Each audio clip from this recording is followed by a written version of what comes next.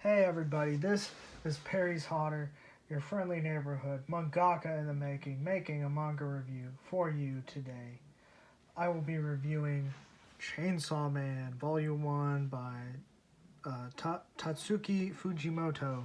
Basically, I'm just going to be going over like the first chapter and touching a little bit or more on the rest of the book or series overall. This will contain spoilers, so watch at your own risk. If it's a series you're thinking about reading or maybe didn't know about and didn't intend on reading, then hearing spoilers might just be the thing to make you decide whether you want to read it or not. If you've already read it, then just sit back, relax, enjoy my commentary analysis on what I think of the book. And also, I acknowledge it's been a while since I've done a manga review, but I'm ready to hop right back in. I didn't intend to ever stop doing manga reviews, by the way, while I'm talking, just so I'm showing the art here. I know the ring light's kind of in the way, so you can see this art down here that was obscured. Chainsaw Man, well, it's exactly what it says it is. It's a man or a boy, a teenager, as the shonen protagonists often are, and he's got chainsaws sticking out of him. Well, everybody, that's the review. I hope you had a nice day. No, I'm just kidding. There's more to it than that. So we got the main character, Dingy. Right, a dingy, right, which typically means dirty, and you'll soon find out why, is pals with this what appears to be a dog, a chainsaw with a chainsaw sticking out of him. We find out that this is a devil, right? And devils in Chainsaw Man are very similar to the demons in Demon Slayer, where kind of like how the demons in Demon Slayer are less demons and more like kind of like vampires. Here it's like the devils are more just like monsters, except they eat people and they need blood. And they come in all kinds of shapes and sizes. And this little guy name right here is Pochita. In this world, there are people that can make contracts with these devils to hunt these other devils. Right, and this is how Dingy gets by. This one's a tomato devil, sir. It'll come back from the seed, so you should burn it. That's what he says up here. Yeah, these devils kind of have kind of themes or I don't know what you would call them, but yeah, there's that. We find out very quickly Dingy doesn't have the best living standard. He's basically orphaned. He's living by himself, and he's just barely scraping by. As he says right here, our meal for the day is a single slice of bread. And then we find out that he's being employed as a devil hunter by this guy over here. We'll soon find out he's kind of a dog shit master. He says, we're making him pay back his debt to us. More accurately, his worthless dead dad's debt. Yeah, okay, so this guy is a member to the Yakuza. As in anime and manga, it's always the Yakuza. I guess that's the only gang they have in Japan. No other gangs exist. So he's not a good guy. And he's just using Dingy anyway, not even giving him what he's owed. For some debt belonging to his father. And we see Dingy being just kind of miserable these past couple pages and fantasizing about one day having to have all these things he doesn't currently have, just like higher standard of living basically, because the conditions he's living in, he's just living in this shack, doesn't have no electricity and or plumbing, like he doesn't even gotta just lean up against some pallets in here. Yeah, it's just a warehouse with like tools. Oh, this is a flashback. So this is how Dingy met Pochita. Pochita discovers this devil. And he's like, if you're going to kill me, get it over with. I'm going to die anyway. But this devil, Pochita, is hurt. You're going to die too. And this is when Denji does a very selfless thing and gives him some of his blood to the dog so it doesn't die. But at the same time, he gives him a contract. As we find out, this isn't usually how contracts are done between devils and devil hunters, but this is how Denji does his contract. So technically, I guess contract can be anything. I'll save you, so you save me. I don't want to die either. Will you hire me as a devil hunter, sir? And so, after Denji's dad hung himself and was given his debt, this is how Denji is going to stay alive. And so the Yakuza won't kill him.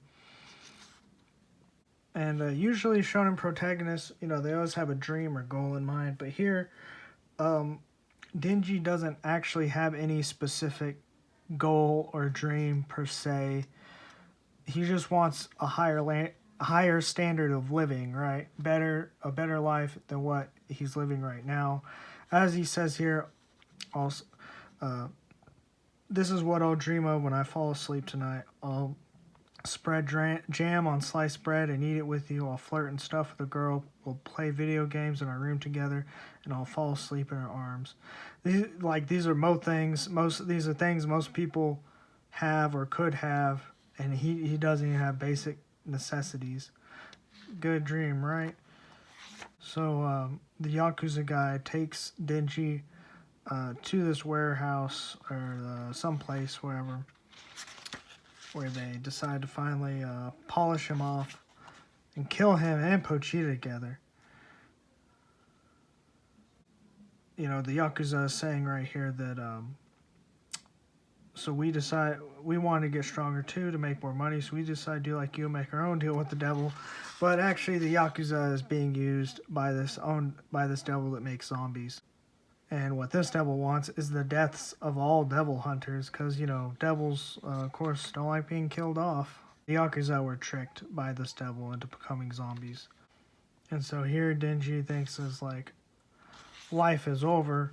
And for the most part, it kind of is, because, he pulls an Eren Yeager and he just straight up dies. Not even 3 episodes in. This isn't episodes, this chapters. And his body's graphically sliced up and thrown in the dumpster. But then something happens.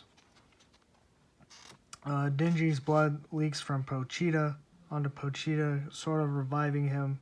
And Pochita has all these happy flashbacks with Denji, where remembering when Denji's spilling his guts to him, I want to live a normal life and die a normal death. Make my dreams come true for me. And Pochita's, so here in this flashback, Denji is saying this to Pochita. And so Pochita is putting Denji back together. And what I thought was originally happening was, as I was reading this chapter for the first time, I thought Pochita was going to take him over and live the life that Denji couldn't have. But a few pages later, I find out that's not what happened. I thought, oh, that's really interesting. But Chainsaw Man is still amazing, even though it didn't go this way that I thought it was going. Basically, this time around, Pochita makes a contract with Denji, and he actually talks, and he says, I've always loved listening to you talk about your dreams. This is a contract. I'll give you my heart in exchange. Show me your dreams. But now, Denji is completely healed. If you recall, he was missing an eye before, and now even wounds he had prior to this have healed. And this is where Denji becomes the Chainsaw Man. And with gory fashion, slices up lots of zombies in a very bloody, gory fashion. And finally, Denji gets his just desserts. Or so you think, because that's when this chick shows up. Her name is Makima, and she says, I came here to kill a zombie devil. I'm a public safety devil hunter. You have 2 choices. 1, be killed by me as a devil, or 2, be kept by me as a human. Because, as was pointed out, now Denji is in a state where he's not quite devil or not quite human. she's like, if you're my pet, I'll give you food. Food? What would I get for breakfast? Let's see. Bread with butter and jam, salad, coffee, and maybe dessert. And here, the look on Dingy's face, that's like way more than he ever dreamed of. And like he says that's a dream come true. But as we'll soon find out about Makima, Denji goes from one dog shit master to another. And just me personally, as you find out through the series, while Makima does give Denji a much better life than the Yakuza did, she is using him to go after what I might possibly be the in-game villain, but might not be. Okay, it's not really revealed in this volume, but I'll just say that I think in the next volume, that is when the in-game villain is revealed, or a really big villain, a really big obstacle. But it's revealed so soon, and it seems like they're working up to it. Like it might not really, but I have no idea how they're gonna beat it, because it's like a very powerful adversary that caused like almost like a 9/11 event, but not in one particular country, but instead across the world. It happened in all parts of the world, including Japan, right? So a lot of Devil Hunter's motivations in this series are to go after this devil that caused this catastrophic event. And Denji, not knowing about this, his goal is to just make it one day at a time and enjoy the perks that he's getting of being a devil hunter, right? And some characters look down on him, because he doesn't have like the best of intentions or motivations. But as a reader, knowing where he came from, it's like, oh, that makes sense, right? And so we get kind of that trope of pompous characters thinking they're better, only to be proven wrong that, hey, this guy's different. As far as art goes, I like it. It's not it doesn't remind me of any one style particularly, any particular mangaka style. But what I do like about the style, it's very kind of sketchy, but it's still like finished. It doesn't come across as kind of like Attack on Titan. Attack on Titan was regarded as like real sketchy and kind of amateurish. It's like that, but it still is what I would still consider it pretty professional. And I like its use of tones. It kind of doesn't just go overboard with tones. It's pretty simple. The paneling, I can tell what happens for the most part. Sometimes during the action is a little bit confusing, but the thing is the action actually doesn't usually take up that much time, that many pages really. And even when it is very many pages, it's just such a joy. And so really, Denji is going to go through a cycle where he's going to hop from like goal to goal, where he thinks he wants this or thinks he wants that. And then he'll get it. And you could chalk this up as to the protagonist. This is how the protagonist wins, by getting these things that he wants. But starting out, Denji isn't going to really have like noble goals or not necessarily goals. His goals are noble, right? But his reasons for getting them may not be noble. And that's the thing. Denji wonders, questions his dreams constantly when comparing them to other people's. And, it'll just be real interesting because he's a character that gets used a lot. And I want to see him, eventually reach a point where he wises up to this new master of his, right? I didn't read the long line. Denji is a poor young man who will do anything for money, even hunting down devils with his pet devil dog, Pochita. He's a simple man with simple dreams, drowning under a mountain of debt, but his sad life gets turned upside down when he's betrayed by someone he trusts. Now with the power of a devil inside him, Denji's become a whole new man, Chainsaw Man. Denji is now what's called a Well, I don't know. I don't remember if they gave it a name, but usually when the devil takes over a human, they're called a fiend. But this isn't what happens. Denji is actually still in control, but he has the power of a devil. So he's something else entirely that is not common. So they don't really know what to do with him, whether to consider him human or a devil. It's also, you know, kind of one of those tropes. And I will say this. Reading this manga, like just past volume 1 up to the last volume I read, volume 7, is quite a ride. This manga goes places and is paced in such a way I haven't seen other manga do. It's crazy. I think the series is going to go a certain way, and it just throws me a loop. And it's like this series is bigger than just the main character. There's so many other things happening in it as well. You know, it seems like it has a really well thought out plot. And another thing, the book is really funny. There's a lot of comedy, specifically revolving around Denji and the things he does. Like, and this book has like a lot of dark things that happens. Maybe not in this volume necessarily, but later on down the road. And I don't want to I don't want to spoil too much, but I will start to get into more spoilery things. So the in-game villain I was talking about is the Gun Devil, right? And he seems way too powerful, to be honest, to introduce right off the bat.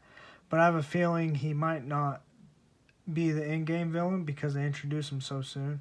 And Makima doesn't seem like she wants to kill the Gun Devil, probably because he killed someone close to her or maybe some other reason.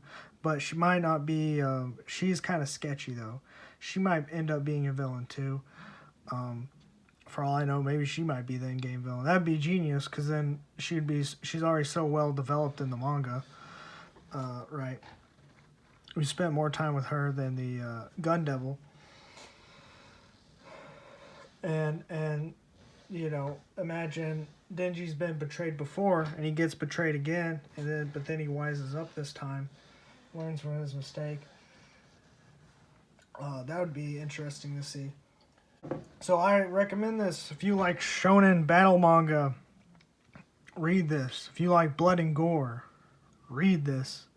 If you just like manga and reading comics, just read this. This is really good. Read it on the Shonen Jump app. Read it the physical trade paperback, or tankobon as they're called.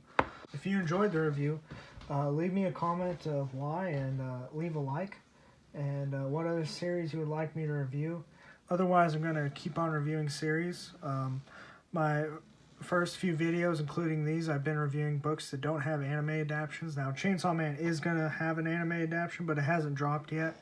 So as of this video, the anime adaptation isn't out yet. But I think I'm going to change that pretty soon and cover some more mainstream stuff. But I still want to cover stuff that maybe hasn't been adapted yet, or a bit more obscure. And if you want to see those, subscribe and hit the notification bell as well to ensure you don't miss out on one of these manga reviews. If you notice, I introduced myself as a mangaka in the making. That's because I also have my own manga. I have a copy right here. But yeah, I'll leave links in the description to read it. It's free to read online. Right now, at least this entire volume, there's just the first 8 chapters. So if you want to check it out, that'd be great. And the reason I took a hiatus from Manga Reviews before was because I was doing my second Kickstarter that was a relaunch of this volume 1 of my book. And you can also sign up on my email list and get updates about my manga as well. Well, so this is the end of the video. So if you ain't read Chainsaw Man Volume 1, what are you waiting for? Go read it. Go read Chainsaw Man right now before the anime drops. You could be one of those people, elitists, be like, the manga's better. Go right now.